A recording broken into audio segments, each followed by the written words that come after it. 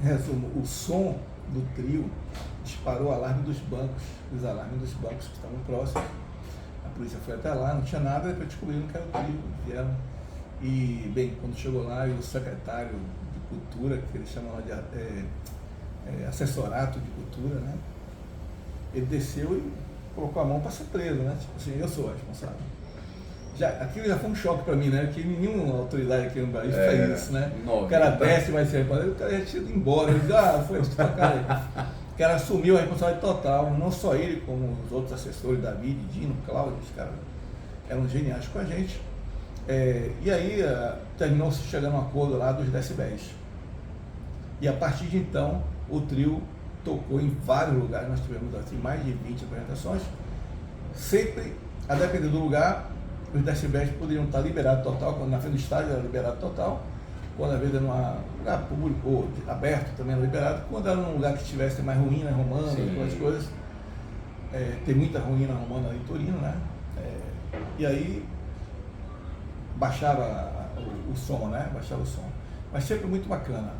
Então, a gente teve várias apresentações na frente do estádio. Tem uma história que eu achei assim, muito bacana também. A gente não tinha muita gente trabalhando no trio, então a gente tinha que fazer de tudo.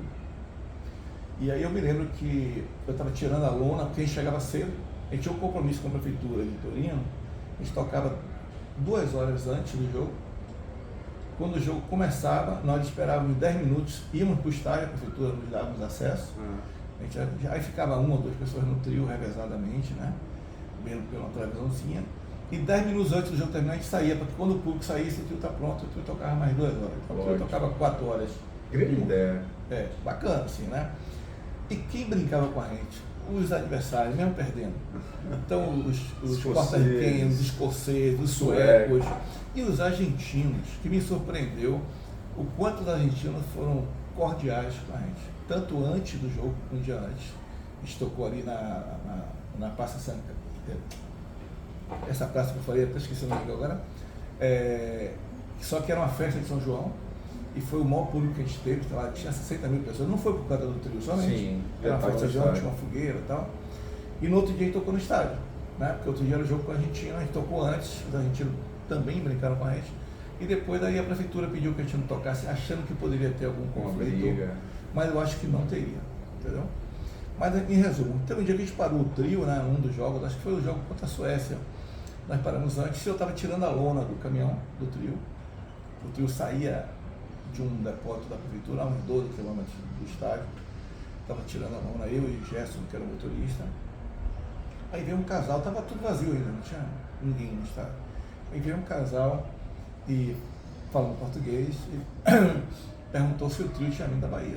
Tinha, assim. Eles assim, me pegaram pela lateral do trio e aí eles perguntaram assim, e a placa desse caminhão é de Salvador? Eu disse, assim. Aí eles saíram, eu continuei tirando a lona. Quando eu dei a volta pelo trio, que eu cheguei na frente do caminhão, eles estavam sentados no meio-fio, o caminhão estava encostado no meio-fio, sentados, abraçados e chorando. Caramba. Diante da placa do caminhão. Imagina. Aí, aí depois eles vieram conversar comigo, que eles eram baianos, tinham ido para lá já há muito tempo e não tinham dinheiro para voltar. Né? E que eles verem a placa do caminhão ali, foi uma emoção muito grande, família, né? Da sua história. Então você tinha um pouco essa questão, assim, a gente vivenciou algumas situações com pessoas, com brasileiros que estavam lá, né? Por conta dessa ligação afetiva. E os jogos foram maravilhosos, assim, tem a apresentação do jogo, né? A imprensa toda do mundo ali, né? Menos a brasileira, acredite se quiser.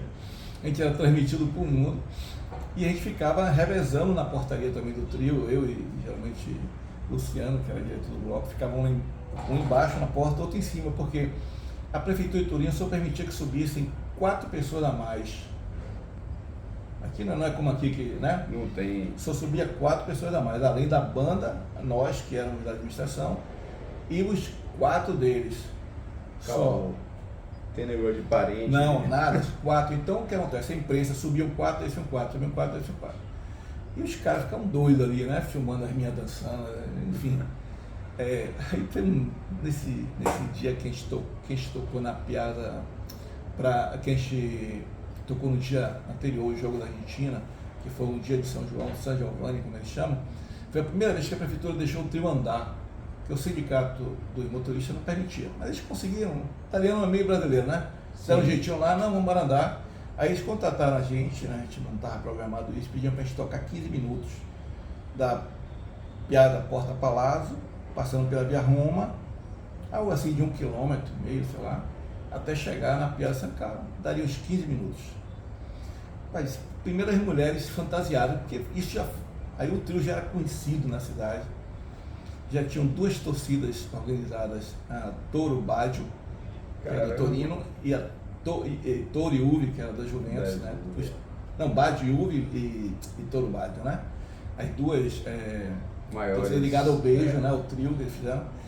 E muita gente fantasiada com aquelas fantasias de Veneza, né? Um negócio assim impressionante, que não combinava nada com o trio. Mas assim, eu tirei umas fotos assim, meio loucas disso, né?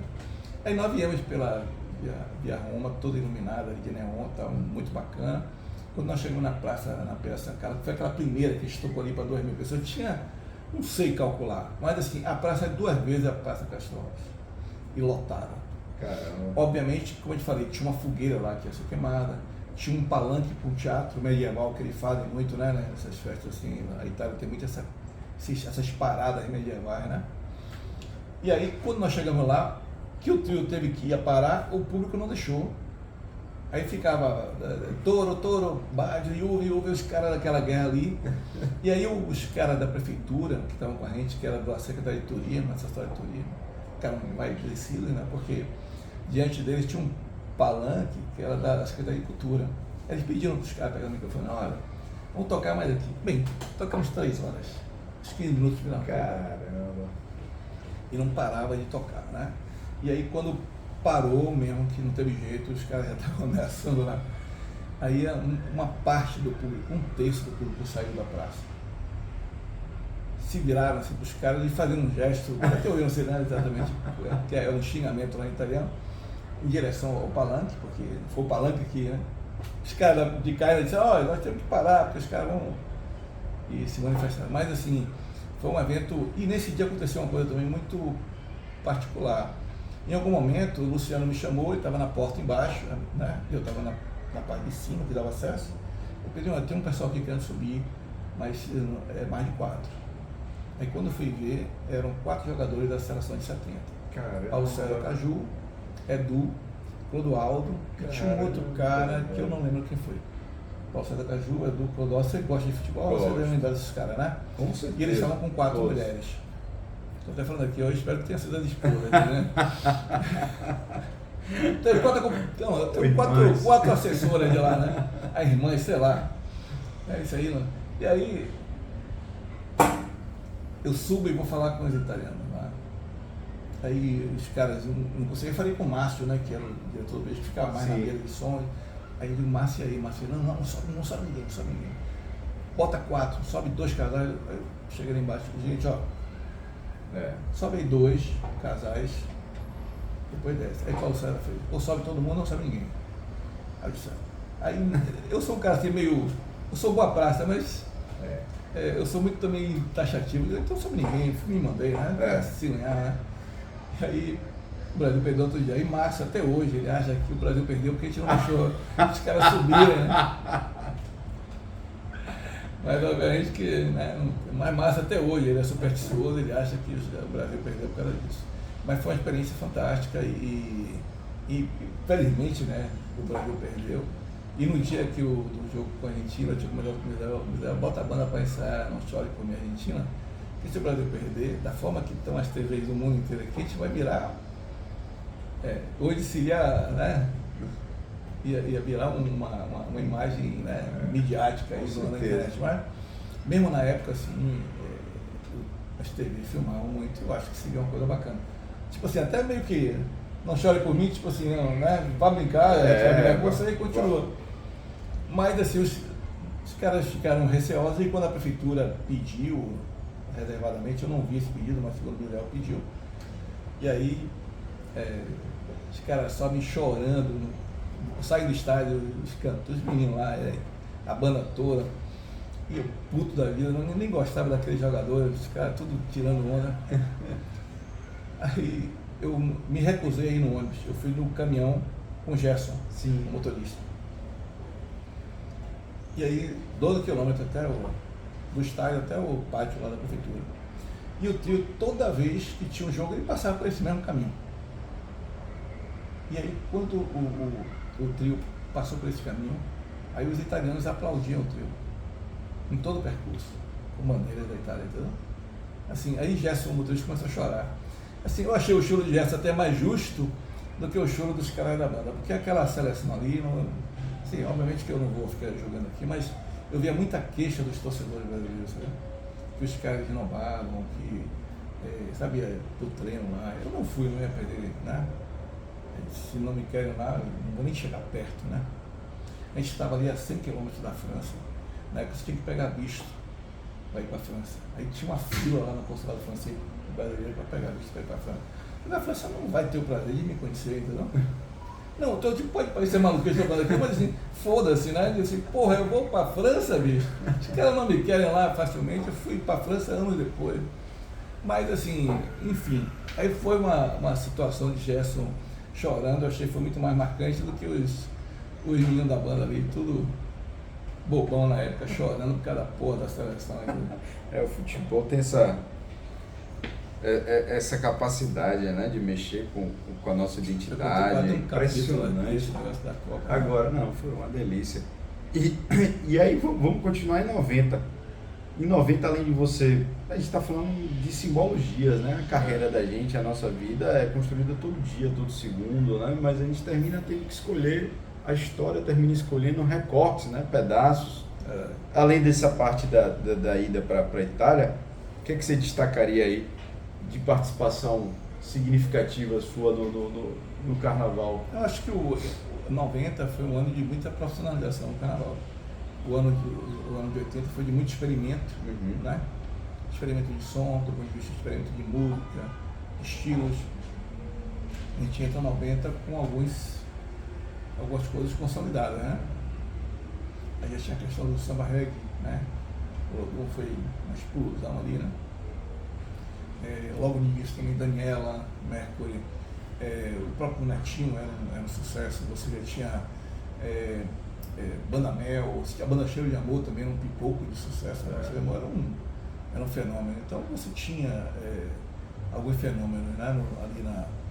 E por que pareça, Durval ainda, a Banda Pneu não era ainda muito sucesso, era mais um gueto, o Pneu ali, Durval era mais aquela galerinha que gostava de um misto de rock com surf, com não sei o que, né? Não era tão abrangente como as outras bandas. Mas, de qualquer forma, havia um conjunto de coisas. Até essa questão do que é a Axé Music, que as pessoas falam de Axé Music, eu não acho que existe Axé Music, né?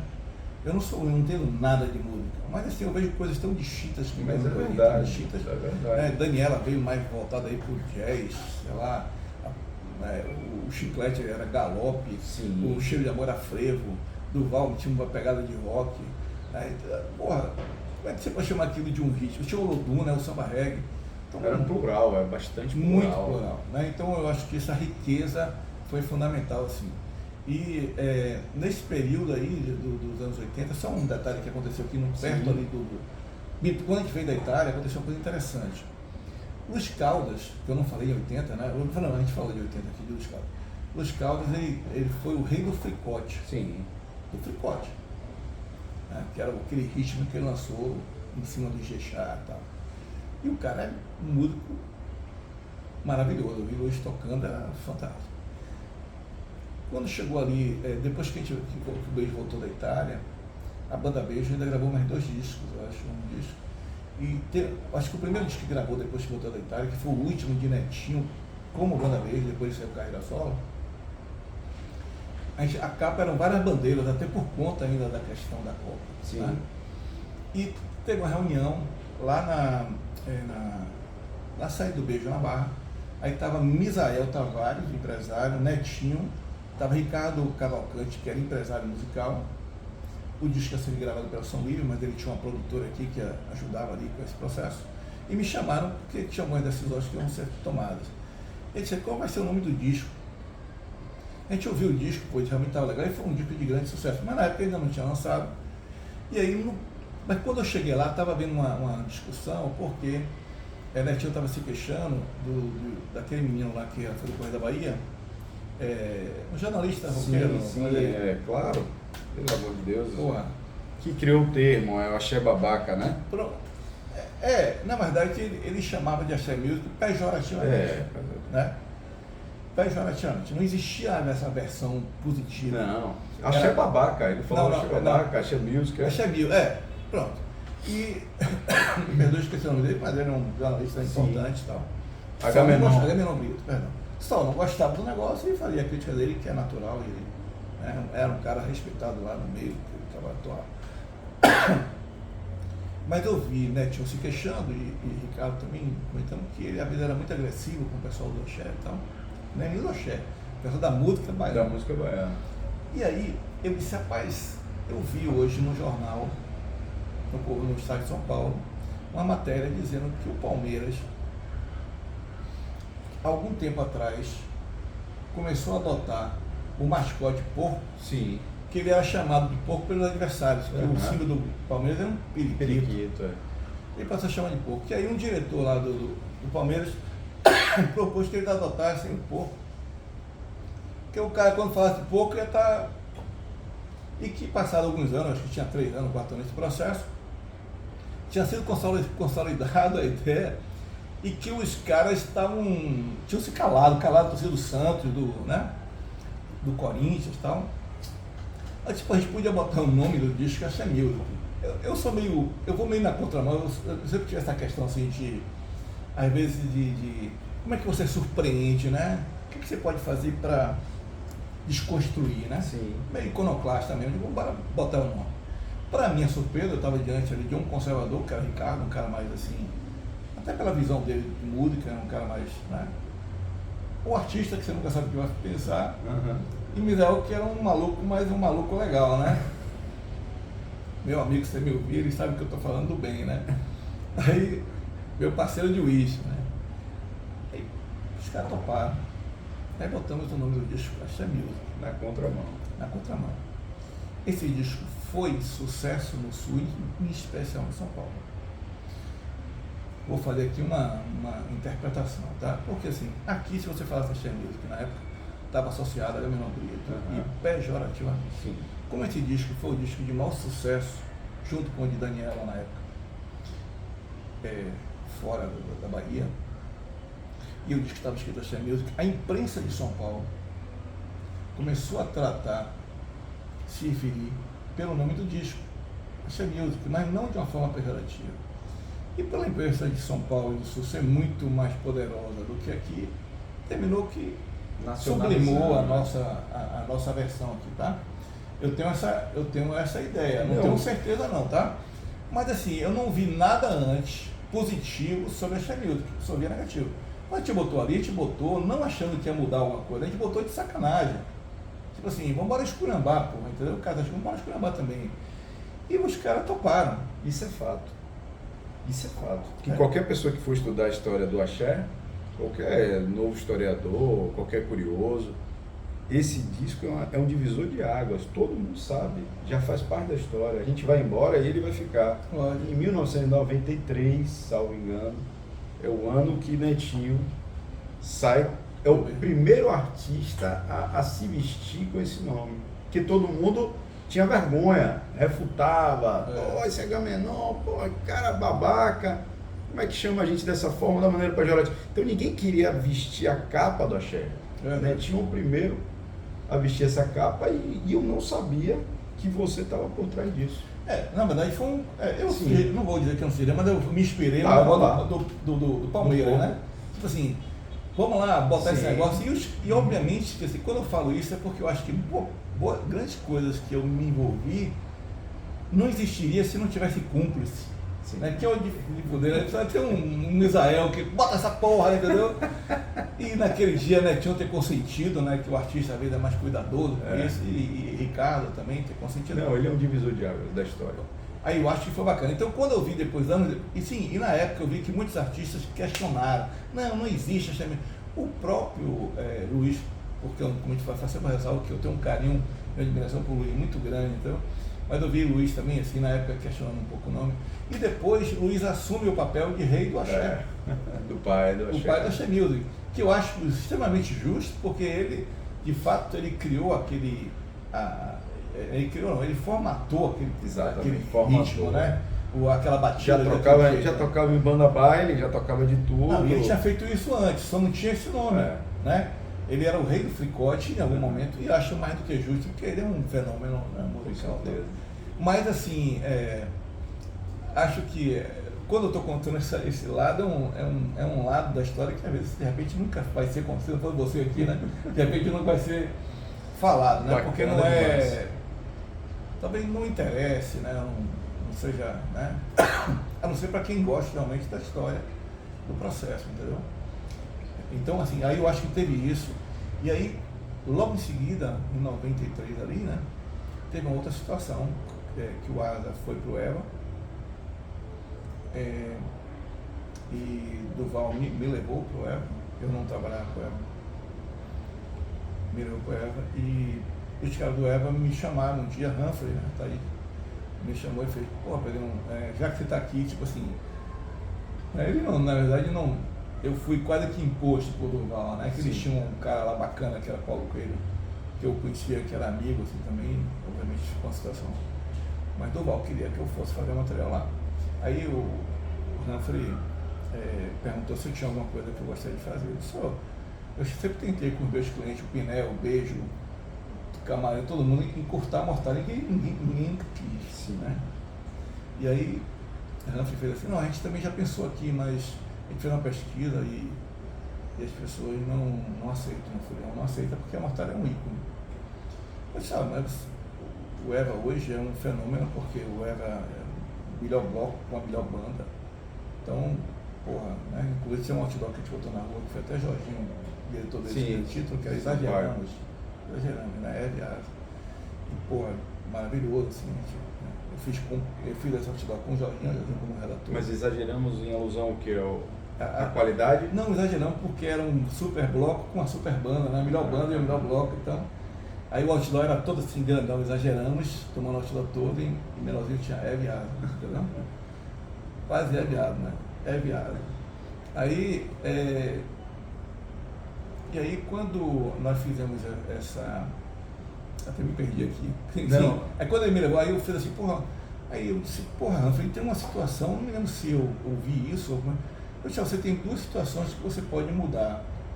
Ou quando você é o pior, que ninguém liga, ou quando você é o melhor, que todo mundo vai aceitar. Com certeza. E hoje a condição do EVA está aí impor alguma coisa. A maré está favorável. Aí ele fez, tudo bem, desenvolva aí, mas assim, não conte para ninguém. Aí eu assim, para justificar, eu disse, a gente podia fazer uma homenagem à capoeira. Aí ele fez, por quê? Aí eu expliquei, digo, eu já faço uma fantasia aqui pro Cervejecia, que não é o Cervejecia que é de Ivete hoje, era o Cervejecia dos meninos lá que começaram, né, o bloco há muito tempo, que por sinal foi quem lançaram Ivete, né? O Ivete começou no Cervejecia, na Bierbanda, depois que foi pro EVA, né? Aí, esse bloco, eles saíram de kimono. Porque era um bando de moleque ali, saíram de kimono para tirar onda, né? De kimono mesmo. Depois começaram a colorir o kimono, eles chamavam de kimono e eu achava aquilo bacana. Porque era diferente do Dia da Mortalha. Eu digo, pô, kimono é do karatê, pô, do judô. Bora bater badá, porra. E a gente faz uma bata assim, com a calça capa, né? Inicialmente tinha até a ideia de uma calça capa. Depois a gente foi tirando esse projeto todo, tirou mangas, foi mudando do caminho, a gente conversando, mudando a fantasia. E aí, um dia, Durval chegou lá em casa e já perto do carnaval, e fez assim, os caras disseram que você está criando uma fantasia. Eu disse, eles disseram que eu não posso ver. Eu digo, não pode mesmo não. Mas como é o nome da fantasia? Eu disse, rapaz, não tem um nome não, mas o projeto original chama-se Projeto Abadá. Mas se quiser a gente muda.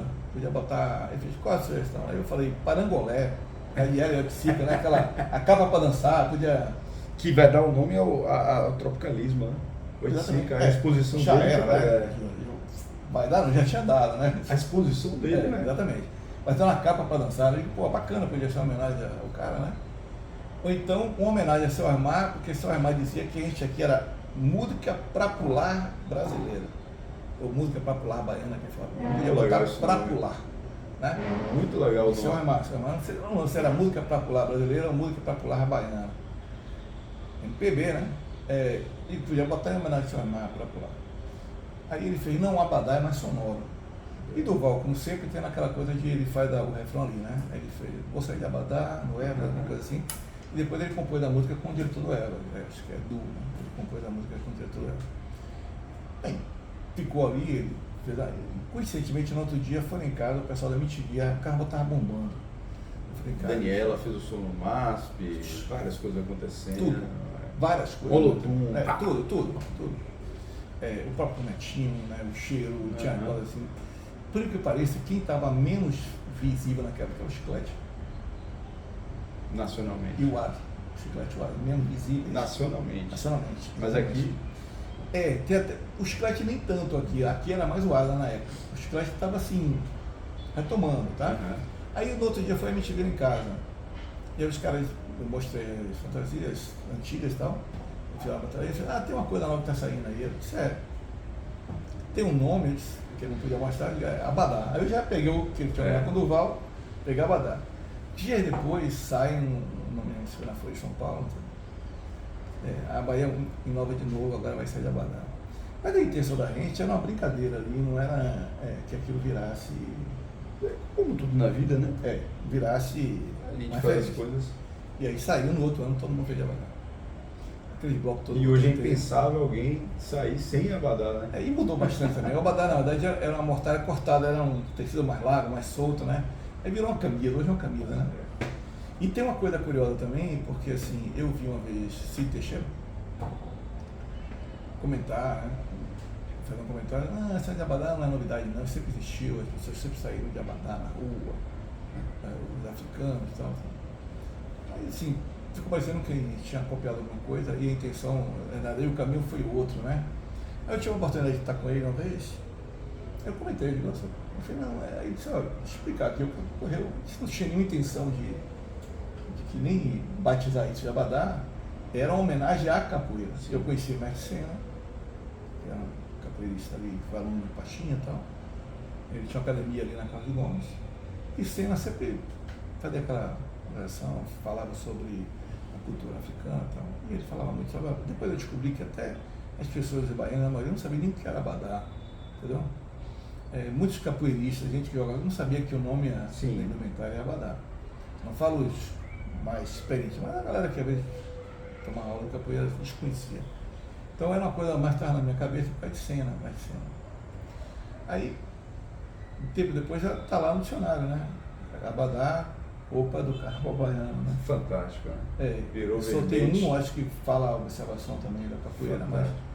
E o Abadá, na verdade, tem uma história aí mais antiga, porque é um nome iorubá, que quer dizer camisa, roupa. E é roupa, né?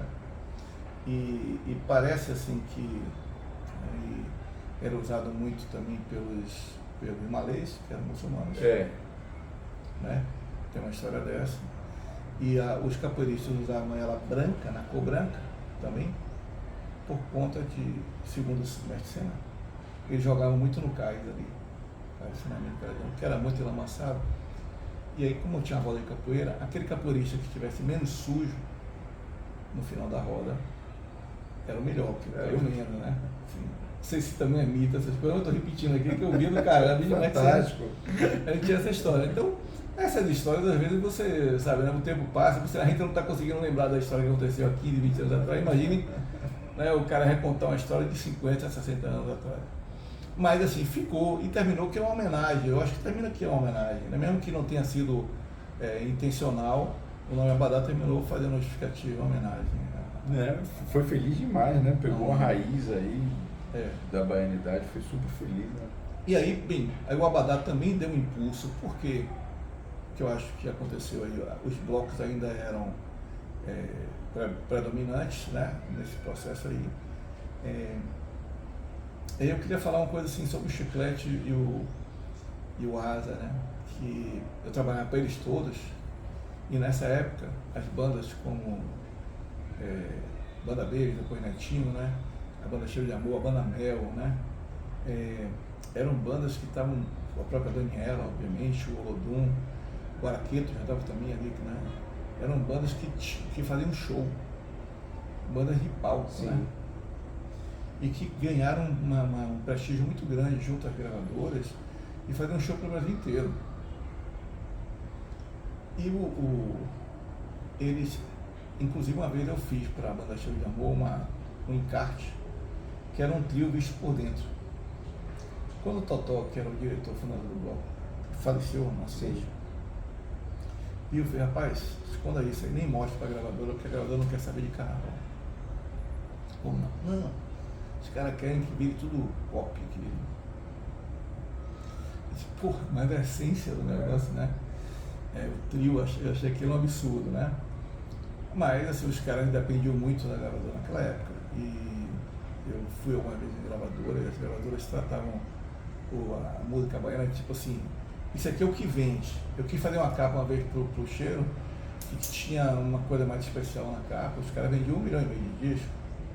Cara, não tem condição de fazer. Eu digo, pô, Caetano Veloso vende 200.000 cópias e tem uma capa com um relevo em prata. Ele disse, mas Caetano é nossa boutique, vocês é nosso varejo, né? Comercial. Assim mesmo, sem nenhum tipo de milindre, né? Assim, e você ainda tem uma coisa vantajosa que a gente lança aí no Nordeste, com a cara dos blocos aí, os caras saem vendendo num dia mil discos, né? Porque assim, tinha os delegados, os caras saíam replicando, né?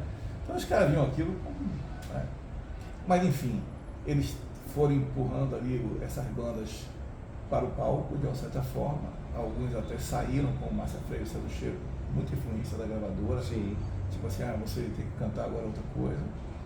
E aí foram perdendo a essência, né? Na minha opinião, foram perdendo a essência. E aí, paralelo a isso, eu vi o Asa de Águia e o Chiclete com Banana, que eram os patinhos feios, nesse sentido porque não tinha, digamos assim, o potencial do show, do palco, né? Porra, já que a gente não tem um palco, vamos ser rei do trio. Carnaval o ano todo. O Asa lançou o Coco Bambu, que hoje virou o nome de pizzaria, mas que é uma criação minha, de Durval e Marcelo Brasileiro, o nome, né? Os caras depois pegaram e usaram. E o Chiclete criou o Nana Banana. E virou na repeste uma espécie de que hoje seria falando que essas empresas que você vai. Uma franquia? Uma franquia, né? É uma franquia, né? A gente está brincando, dizia que era o círculo da Fórmula 1, né? Porque saiu com aqueles blocos circulando. E eles se consolidaram como artistas de trio. O que aconteceu em seguida? Até hoje. O que aconteceu em seguida? Esses outros que focaram no palco e também fugiram um pouco da música do carnaval, eles foram perdendo espaço, porque a gravadora passou a focar em outros ritmos, certo? E o palco já não era tanto forte para eles. E o trio também, eles não tinham consolidado esse espaço como os caras fizeram. Fantástico. Assim, tudo que eu estou falando aqui, obviamente, é um ponto de vista, certo? Então eles seguraram, eles criaram um mercado particular deles. Fidelizaram ali. Fidelizaram. Né? Eu acho que quem fez um pouco isso também foi o Cheiro, de alguma forma manteve enquanto pôde, mas era muito mais por conta do bloco do que da banda, né? Mas o Asa e o Chiclete, eu acho que eles criaram essa tribo, né? Cada um tinha uma tribo. Durante muito tempo, até hoje. Hoje o carnaval, a gente vai falar disso, dialoga com vários ritmos, mas continua ainda sendo os ícones do carnaval. Né? E em 90 você tem também surgimento de coisas maravilhosas, como a Timbalada, né? Que eu acho que também, para mim, foi um negócio de louco, uma das coisas mais bacanas, junto com o Olodum. Eu sempre gostei do tambor, né? Timbalada, Olodum e Timbalada, para mim, duas coisas assim, maravilhosas.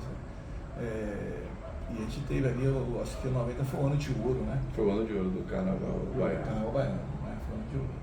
E aí a gente adentra nos anos 2000, internet, várias referências. Como é que você vê o carnaval? Eu acho que a primeira década de 2000, você ainda teve uma relevância muito grande, assim, de muitas bandas no carnaval baiano, né? Mas eu acho que começaram a sofrer influência de outros ritmos que estavam tomando conta do Brasil também, né? O próprio forró, né, que veio do Ceará, começou né? Essas bandas de forró forte, eles começaram a, inclusive, a vir para o carnaval baiano, né? O sertanejo também.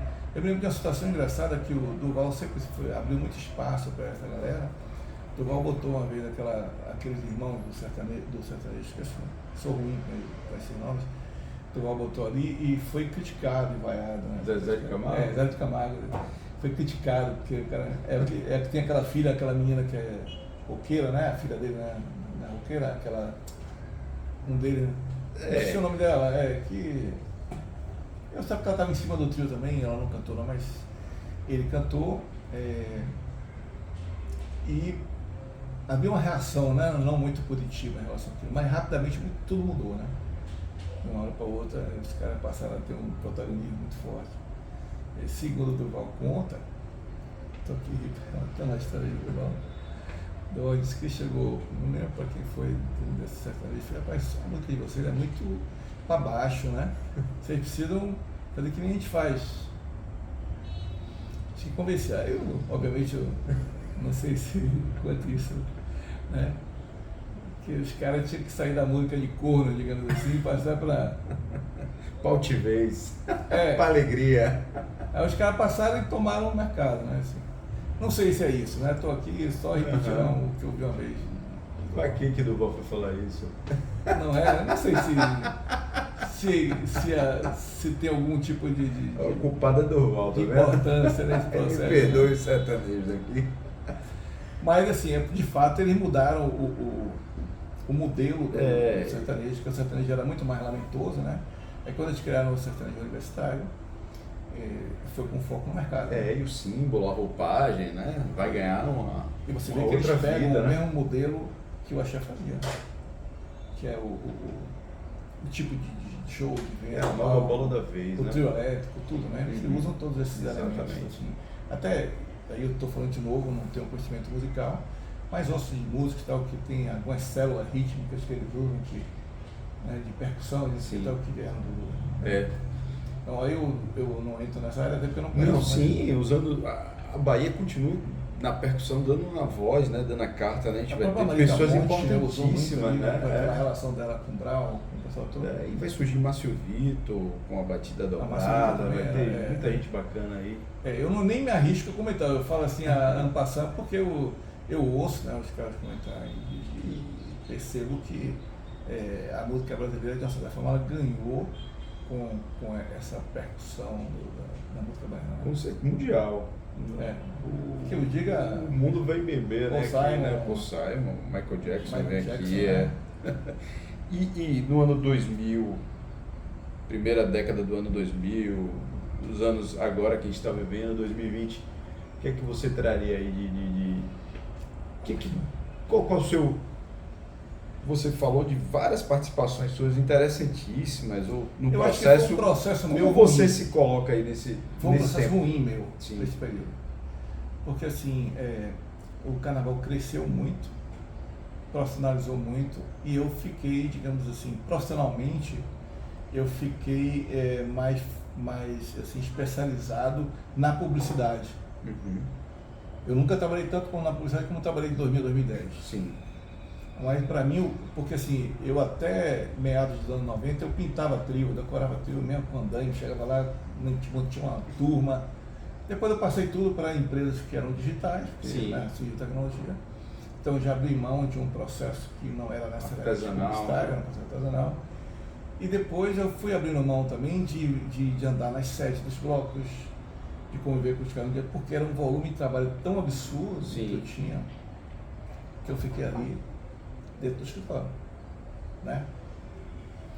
Então quando eu falo para você, a gente discutiu como é que nos anos 80 a diretoria social, discutimos a ideia do abadá, do nome do disco, tudo isso porque você estava presente em momentos extra ao meu escritório, que eu vivia. A partir de 2000 ali em diante, mais ou menos, eu passei a conviver muito exclusivamente dentro do escritório. Então eu passei somente a ser um fornecedor. Mais isolado, né? Um fornecedor publicitário, né? Teve coisas bacanas, teve assim, mas era muito mais dentro do processo burocrático da propaganda do que necessariamente de você, que é o que eu gostava mais, de você fomentar ideias que mudasse o processo, né? voltando aqui aos anos 90, eu sugeri o Abadá Pro em 93. Quando chegou no terceiro ano do ASA, lá, que era o último ano do ASA, não é? Acho que foi 93, 95, eu fiquei trabalhando com eles esses 3 anos com ela. No último ano eles me perguntaram assim, eu quero uma outra coisa nesse último ano aqui, do ASA, esse aqui, que seja tão revolucionário quanto o Abadá. Eu digo, eu tenho um Abadá para cada dia.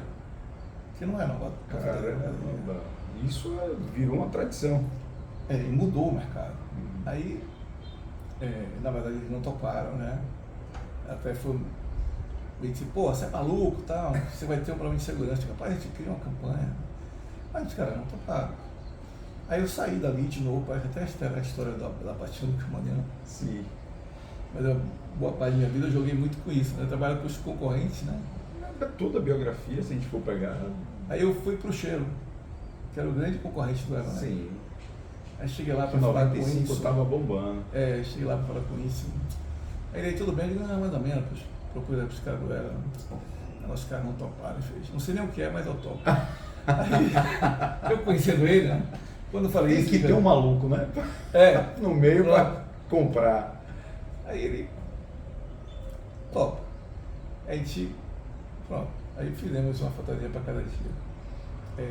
Eu acho assim que, obviamente isso seria inevitável, se não acontecesse, ia acontecer em um outro momento. Mas isso ajudou a acelerar o processo da valorização do artista em detrimento do bloco. Porque o cara passou a sair no carnaval não mais pelo bloco, mas pelo artista. Né? Deixou de ser de bairro, né? O bloco deixou de ser... Já não era de bairro. Já não era de bairro, né? Ali, para se tornar uma 90 coisa, e pouco já não era, já tinha muito turista aqui e tal. Mas assim, eu acho que a partir do momento o cara chegou e disse, eu quero sair um dia com chiclete, um dia com cheiro, no outro dia eu vou sair no Mercado Chaves, sei lá. Você teve a sensibilidade de perceber o que estava acontecendo? Não, mas eu não tive essa intenção, eu queria só, digamos assim, causar, né? Inovar. Inovar, não tinha na maioria das vezes as coisas não tinham essa visão a longo prazo, né? Para fazer ali um marketing, uma brincadeira e tal. Aí fizemos e também não demorou muito, todo mundo passou a ter 3 fantasias, uma para cada dia. Fantástico, não sabia dessa história. Mas isso muda totalmente para mim a comercialização. Você tem a possibilidade de comprar só um dia, né? Além disso, né? De comprar só um dia e de você mesclar os dias. Então, nesse momento a banda assumiu, o artista, né? Assumiu um protagonismo maior ainda, né? Já tinha, né? Mas ficou maior ainda porque o cara ia fazer a seleção dele em cima do artista e não do bloco, né? Porque o artista não saía todos os dias. Não, porque assim, ele podia dizer assim, eu vou sair um dia no Eva, um dia no Camaleão, um dia no Pinel. Então ele saía um dia com o Durval, sei lá, Durval não, um dia saiu um dia com o Durval no Eva, saiu um dia no Pinel com o Netinho, um dia no Cheiro com a Amanda Cheiro. Né? Ele não podia fazer isso antes, ele tinha que escolher um bloco. Exatamente. A não ser que ele trocasse a fantasia. Mesmo assim ele trocava a fantasia suja, né? Sim. Lavava, trocava, tinha aquele processo. Então na hora que ele faz isso, que aconteceu isso, e eu não tive a menor perspectiva de que isso pudesse acontecer, né? Aí logo depois veio o que? A Central do Carnaval. Que foi em 2000. Em 2000 surgiu a Central do Carnaval, que depois surgiram outras centrais, que passaram justamente a fazer aquilo que já estava acontecendo. Vocês estavam comprando fantasias e trocando, né? Você teve participação na gênese aí na criação da Central do Carnaval? Coletiva, né? Eu, na verdade, tinha feito um site antes chamado abadá.com.br, que era, e tinha eu falava sobre as fantasias, né? E tinha uma área lá que era troca-troca, que as pessoas viriam trocar. Mas... Então a gente criou uma bolsa de valores, tinha cotação, tinha tudo em tempo real, né? Mas eu tive 2 problemas com clientes, né? Um, assim, que ele me dava cortesia, eu sempre recebia, ele perguntou se eu já tinha posto para vender, né? Na verdade eu não vendia, né? As pessoas vendiam lá e eu não ganhava nada, a empresa não ganhava nada, era só visualização.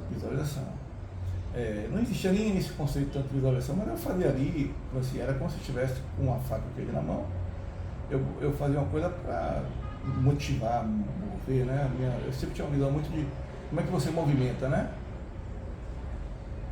E aí teve uma situação e teve uma outra situação também delicada, que eu botei um pedaço da fantasia, porque as pessoas queriam saber a cor e tal. Sim. E aí vem o diretor do bloco, ficou puto da vida, então, ameaçou processar. Então. Aí ele disse, é melhor eu não vi como um negócio naquele momento. Aliás, nunca vi nada como um negócio, né? Eu sempre fui muito mais pro outro lado, né? Mas poderia ter sido um grande negócio, né? Naquele momento ali, que era único. Com certeza. Aí isso foi entre 98, 99 e 2000, acho que 2000 eu fechei, eu passei para um outro cara, uma pessoa. E aí, coincidentemente, em 2000 a Central, também vislumbrando essa possibilidade, eles criaram uma empresa, eles já estavam vendendo mais de um bloco, porque aconteceu o seguinte, o Beijo, Misael, como ele vendia, né, era o cara que vende a banda, o bloco é insignificante. Porque o bloco vai ganhar dinheiro no carnaval, às vezes é o equivalente a 2 cachês do artista. É melhor ele cuidar de vender o artista e deixar o bloco lá para alguém administrar. Ele passou o Beijo para o Camarão administrar. Depois também conversou o Crocodilo, passar, acadêmica, e em algum momento o Camarão estava vendendo. Só que havia bitributação, né? Eles resolveram criar uma empresa comercial para que não houvesse bitributação. Sim. Me chamaram lá para dar o nome da empresa. Mas eles já tinham vários nomes que eles colocaram lá. Tipo, a Associação dos Blocos Soteropolitanos, essas coisas assim, né? Uhum. E tinha um que era Central do Carnaval, não foi ele estava arriscado. Sim. Aí eu cheguei para Marcelo Nelly, que era, digo, Marcelo, e esse nome aqui? Ele falou, não, a gente achou muito óbvio. E rapaz, a gente passa a vida vendendo os blocos. Assim, que nem Bahia e Vitória, né? Aí a gente agora vai botar uma empresa para vender junto. Você tem que ser óbvio, senão vai ter que explicar. Central do Carnaval é óbvio. Aí, nesse dia eu falo com ele, eu criei a marca. Eu tenho muito, sabe, desse indignado. E aí, não sei se você já sabe a marca da Central, é assim, né? Não sei se você conhece a marca da Central do Carnaval. Muita gente pensa que é um catavento, é um sol. Na verdade, a ideia são vários blocos convergindo com um ponto. Vou ver se fica registrado aqui. Vários blocos convergindo com um ponto, entendeu? Não sei se vai pegar daí. E aí surgiu, assim, a Central do Carnaval. Só que ainda assim eles não tinham a ideia de vender misturado. Eles vendiam como eles iam vender separadamente. No processo da gente criar o folder, nós fizemos um folder para o lançamento, tá? A coisa foi ganhando um corpo. E os caras são muito empreendedores. Os caras do Maranhão, eles têm uma visão de mercado bacana. Eles nunca tiveram banco, né? Sempre foram muito voltados para o bloco. E aí eles começaram a vislumbrar essas possibilidades. E a gente, eu me lembro que a gente fez uma vez um gráfico para vender os blocos, ainda na discussão do folder, né? Para lançar o produto. Sim. Você ia lançar uma coisa, imagina que você pode ser torcedor do Vitória um dia, do Bahia outro, e do Ipiranga outro, sei lá, né? Era algo que não acontecia, inovador. Então quando a gente fez um gráfico, botou os blocos alternativos, de sexta, sábado, né? Não sei se já tinha quinta, não sei se, acho que já tinha quinta, sexta, sábado, e os blocos de domingo, segunda e terça. E a gente fez, a gente pode, né, misturar, quando digo a gente, você não, todo mundo, não havia uma, né, foi se compondo, né? De repente um lá chegou e disse, não, e se misturar os alternativos, já que pode misturar até os alternativos com os blocos tradicionais. Então foi surgindo assim, numa composição, sei lá, a 8 mãos, né, porque eram 4 ali, né, a gente conversando. E aí quando lançou, tipo, entre a ideia do nome, a preparação do folder e o coquetel de lançamento, a ideia se transformou. Então, quando lançou, era um outro produto de quando foi criado há 1 mês, 2 meses antes, entendeu? E assim, eu acho que os caras revolucionaram a comercialização. E hoje existem outras, né? Seguiram outras. O pessoal de Invest fez uma, o pessoal do Ada fez outra. Então, hoje tem outras até de fora que vêm para cá, mas assim, no princípio foi deles, assim, né? Tem um processo importante aí também, assim, de tornar isso. Tem até uma questão, Misael Tavares, que foi o cara que levou o Beijo para lá, depois levou o Crocodilo, ele se sente também, obviamente, com entendo na posição dele, que ele foi participativo ali com a ideia original, né? Para viabilizar aquilo. Mas eu entendo também que o cara do Camaleão conseguiram fazer dos ovos uma omelete. Né? E aí virou. E aí então nesse período de 2000 em diante, num processo muito mais profissional, como eu te falei, eu terminei ficando meio perdido aí, eu acho. É a biografia de um homem mesmo, não é? De acordo com o seu tempo, com a sua maturação. Que bom que você mudou, não? É sinal de maturação, de vivência, de